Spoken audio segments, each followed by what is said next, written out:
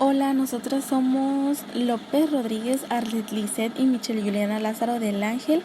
Traemos un pequeño video acerca del periodo del gobierno de Luis Echeverría Álvarez de 1970 a 1976 en los ámbitos político, social y económico.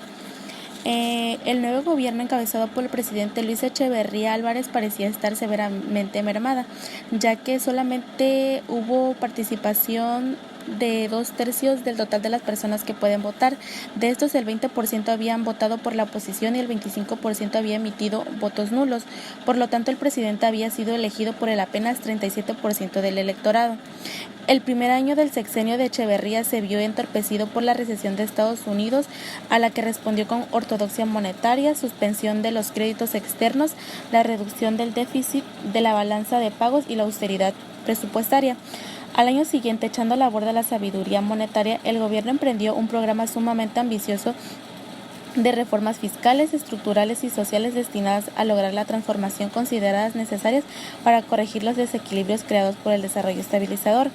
El gobierno se comprometió a crear nuevos empleos mediante la expansión del sector paraestatal, lo que supuestamente también acrecentaría los ingresos públicos.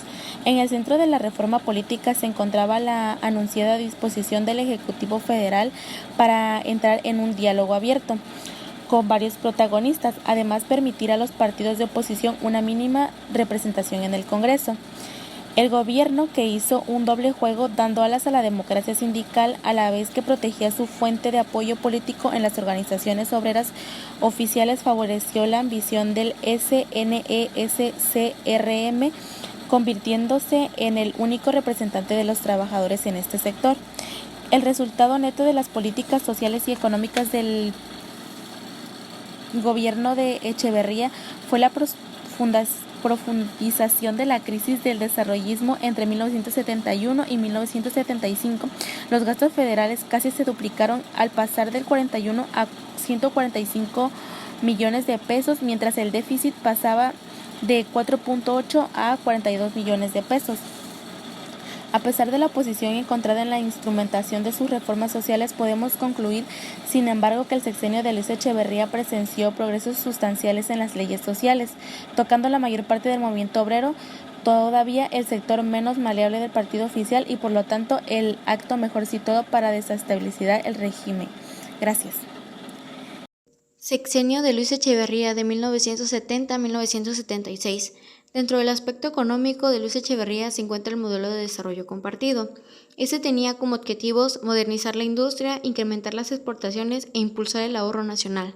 Las características de este desarrollo compartido fue el déficit fiscal, la economía populista, la marcada inflación, la descapitalización, la economía nacional que dependía del petróleo y la participación del Estado, empresarios y sectores sociales.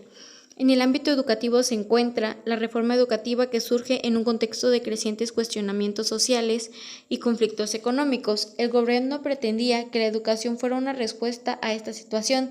Se consideraba que la educación era apoyo fundamental para desarrollar al país, motivo por el cual la reforma educativa abarcó todos los niveles escolares, y durante este sexenio el secretario de Educación fue Víctor Bravo. De 1970 a 1976 se crearon las siguientes instituciones educativas: el Colegio de Bachilleres, la Universidad Autónoma Metropolitana, el Centro de Estudios de Métodos y Procedimientos Avanzados de la Educación, el Consejo Nacional de Fomento para la Educación y el Consejo Nacional de Ciencia y Tecnología, entre algunas otras. También se impulsó el campo jurídico. La Ley Orgánica de Educación de 1942 fue reemplazada por la Ley Federal de Educación de 1974 y se promulgó la Ley Nacional de Educación de Adultos en 1975. Durante este periodo de Luis Echeverría también estuvo presente el movimiento estudiantil llamado el Halconazo, o también llamado el Jueves de Corpus. Consistió en que al menos 400 paramilitares adiestrados en artes marciales llamados los halcones, armados de palos de bambú y varitas y armas largas, atacaron en una marcha de 800,000 estudiantes en la Ciudad de México.